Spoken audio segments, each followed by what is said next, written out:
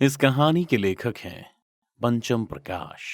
शहर से दूर हाईवे के किनारे बने इस क्लब की चर्चा दूर दूर तक फैली है, जिसके बारे में लोग बस इतना जानते हैं कि यहाँ लोग भगवान की भक्ति में लीन हो झूमते रहते हैं, खासकर विदेश से आए फिरंगी।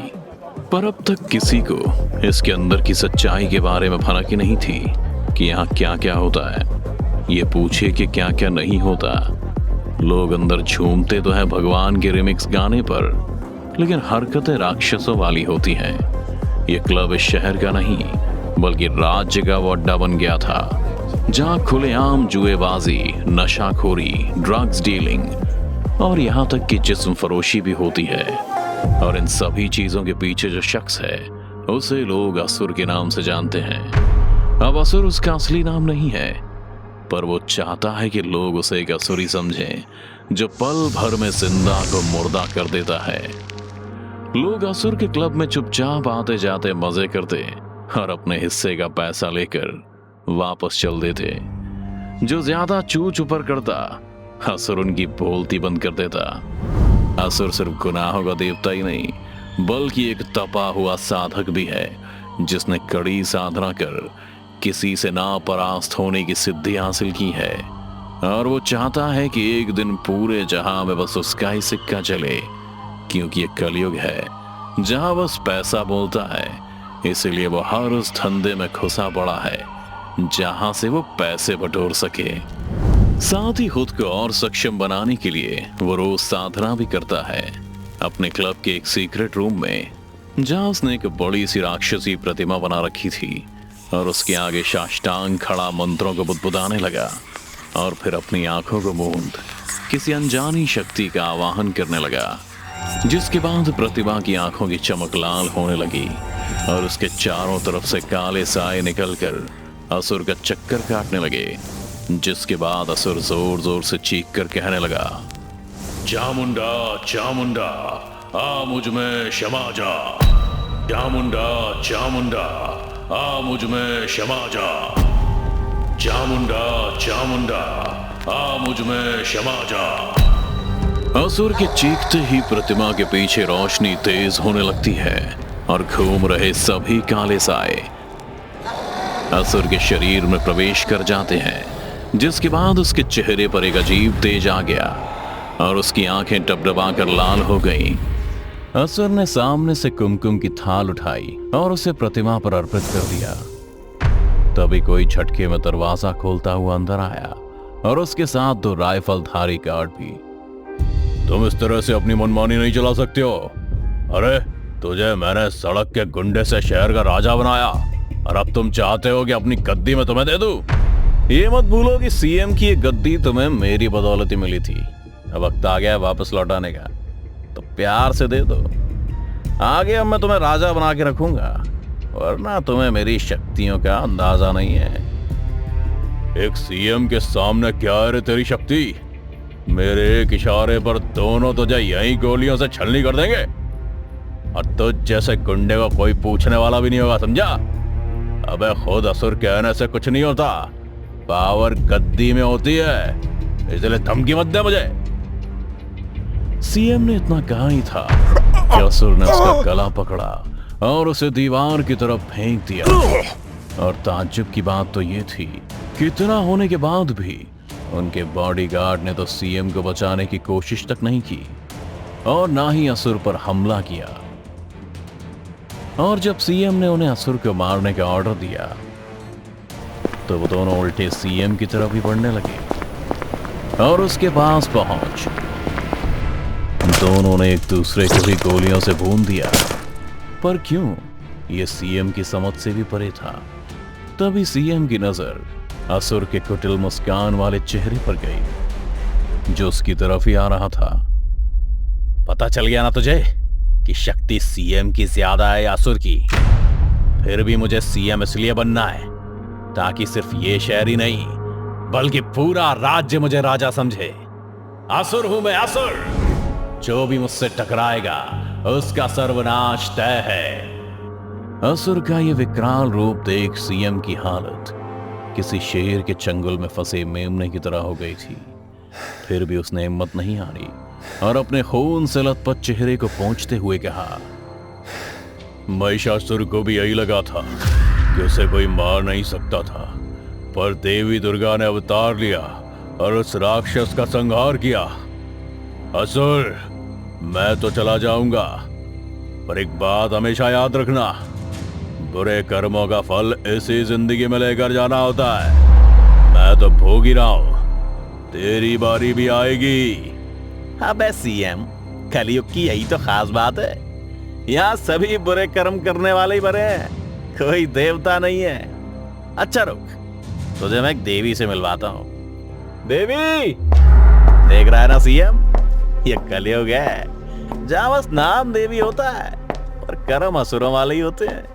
अब देखना, एक दिन मैं सबको अपने जैसा असुर बना दूंगा, जैसे मैंने इस देवी को बनाया है। असुर अपनी सारी बातें देवी नाम की लड़की को देखते हुए कहता है, जो लग तो अच्छे घर की रही थी, पर हालत किसी चरसियों की तरह थी। शॉर्ट जीन्स, ढीली ढाली टी शर्ट और आंखों में नशा सुमार, फिर भी भगवान नाम के बहाने कस लगाई जा रही थी। असुर के एक इशारा करते ही देवी ने माल नीचे फेंका और सीएम को कॉलर पकड़ते हुए उस कमरे से बाहर पब में ले गई, जहां फिरंगी से लेकर कई अमीर की औलादें नशे के ताल में झूम रहे थे। वहां पहुंच देवी सीएम के कान में कहती है, मजे कर या फिर निकल, पर असुर के रास्ते मत आना, क्योंकि मैं हूँ यहाँ रास्ते का हर कांटा साफ करने के लिए। इतना कहते ही देवी ने सीएम को झटक दिया और असुर के कमरे में जाते ही कमरे को अंदर से बंद कर दिया। असुर की शक्तियों को जान सीएम की हालत ऐसी हो रही थी जैसे उसे सांस लेने में दिक्कत हो रही हो। वो थरथराते हुए वहीं कोने में गिर गया और जोर जोर से हांफने लगा। उसके सामने नशे में झूम रहे लोग अब उसे ऐसे देखने लगे जैसे वो सभी इंसान नहीं बल्कि अजीब शक्तियों से भरा हुआ राक्षस हो और उसे मारने के इरादे से उसकी तरफ बढ़ रहे थे। देखते ही देखते उन सभी लोगों ने सीएम को घेर लिया और उसे डराने लगे, जिसके बाद सीएम की हालत ऐसी हो गई कि उसे अपना अस्थमा पंप निकालना पड़ गया, जो हड़बड़ाहट में उसके हाथ से छूट उन राक्षसों के बीच कहीं खो गया। सीएम अपनी फूलती सांसों के साथ उन सभी के बीच लोटपोट होकर ढूंढने लगा, पर तभी किसी ने पीछे से उसके कंधे को पकड़ के अपनी तरफ खींचते हुए उसे कोने में ले गया और उसके मुंह में अस्थमा पंप लगा दिया। एक दो सांसों के बाद सीएम का हांफना थोड़ा कम हुआ और उसे वहां सभी चीजें पहले की तरह नॉर्मल दिखने लगीं, पर उसका सिर अब भी चकरा रहा था। तभी एसीपी कबीर ने सीएम से कहा, सर चलिए सर, यहाँ से बाहर निकलते हैं। सीएम को वहां से बाहर निकाल कबीर उनको कार में ले गया और उसने कहा, सर छोटा मुंह बड़ी बात, पर आज जो आपकी हालत है उसकी वजह आप खुद हैं। आपके ही साए तले सड़क का बंटी असुर बना बैठा है, पर और नहीं, बहुत जल्द हम उसे ख़त्म कर देंगे सर। मेरी एक अंडरकवर एजेंट अंदर है, उसके साथ मौका देखते ही वो उसे ख़त्म कर देगी। इतना आसान नहीं है अब उसे मारना। वो अब सिर्फ एक गुंडा नहीं, एक मायावी इंसान बन गया है। अद्भुत शक्तियां हैं उसमें। उसे उसके ही गढ़ में मारना आसान नहीं होगा, पर एक रास्ता है। कबीर, मैं जा रहता हूँ, वहाँ चलो मेरे साथ अभी। सीएम के कहते ही कबीर उसके साथ चलने लगा। दोनों पहाड़ी के ऊपर एक गुफा में पहुंच गए, जहां एक तपस्वी बैठा हुआ था। वहां पहुंच सीएम ने जैसे ही हाथ जोड़े, वो तपस्वी कहने लगा, इस कलयुग में सभी राक्षस हैं और सबको मरना है और उसका विनाश भी तय है। फिर चाहे वो असुर ही क्यों ना हो बच्चे, जो भय से ना डरे उसे छल से मारो, पर उसके ही गढ़ में उसे मारना नामुमकिन है। तुम्हें उसे बाहर निकालना होगा। इतना कहते ही वो तपस्वी वापस अपने ध्यान में चला गया। फिर सीएम और कबीर उठकर बाहर अपनी गाड़ी में आ गए। फिर सीएम ने असुर को राज्य के मुख्यमंत्री की गद्दी का लालच दे उसे उसके ही गढ़ से बाहर निकालने में सफल हो गया। उसने असुर को शहर से दूर अपने फार्म हाउस पर बुलाया, ये कहकर कि वो उसे अपने बाकी सदस्यों से मिलवाना चाहता है। और सदस्यों के नाम पर सीएम ने नेता के रूप में अपने अंडरकवर ऑफिसर को तैयार रखा था ताकि वो असुर को खत्म कर सके। सब कुछ सेट था। सीएम का पूरा विश्वास था कि आज वो असुर नाम के राक्षस को खत्म कर ही देगा। सब कुछ सेट था, इंतजार था असुर का। तभी कबीर ने इशारा किया कि असुर पहुंचने ही वाला है, और फिर सीएम के एक इशारे पर सभी ने अपने पिस्तौल को तैयार करके छुपा लिया। अगले ही पल एक चमचमाती काली विंटेज कार फार्म हाउस के अंदर घुसी और सीएम के पास आकर रुक गई। चारों तरफ नेताओं के वेश में ऑफिसर तैयार थे और असुर अनजान और बेखौफ होकर बाहर निकलता है। दूसरी तरफ देवी भी हाथ में लाल कपड़े से ढके थाल लिए बाहर निकलती है। असुर सीएम के पास पहुंच मुस्कुराते हुए हाथ जोड़ता है। फिर असुर ने देवी को इशारा किया और वो थाल को ले आगे बढ़ गई। फिर जैसे ही सीएम ने पूछा कि इसमें क्या है, वैसे ही देवी ने उसके ऊपर से लाल कपड़ा हटा दिया, जिसे देख कबीर के होश उड़ गए, क्योंकि उस थाल में उसके अंडरकवर एजेंट का कटा हुआ सिर था। सीएम समझ गया कि असुर जान चुका है उसके षड्यंत्र के बारे में, इसलिए उसने तुरंत इशारा किया और देखते ही देखते वहां मौजूद सारे अंडरकवर ऑफिसर की पिस्तौल असुर पर तन गई, जिसे देख असुर जोर जोर से हंसने लगा और अपने दोनों हाथों को ऊपर कर चीखने लगा। उसके हाथ से एक अद्भुत शक्ति निकलने लगी, जिसने आसमान में काले बवंडर का रूप ले लिया।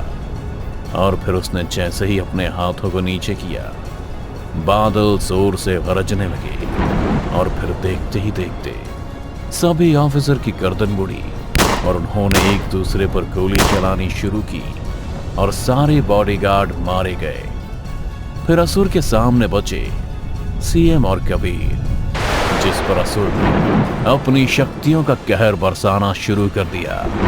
तुझे क्या लगा सीएम, तू आसानी से मुझे बाहर लाके मार देगा? असुर हूं मैं, असुर, यूं ही नहीं मरूंगा।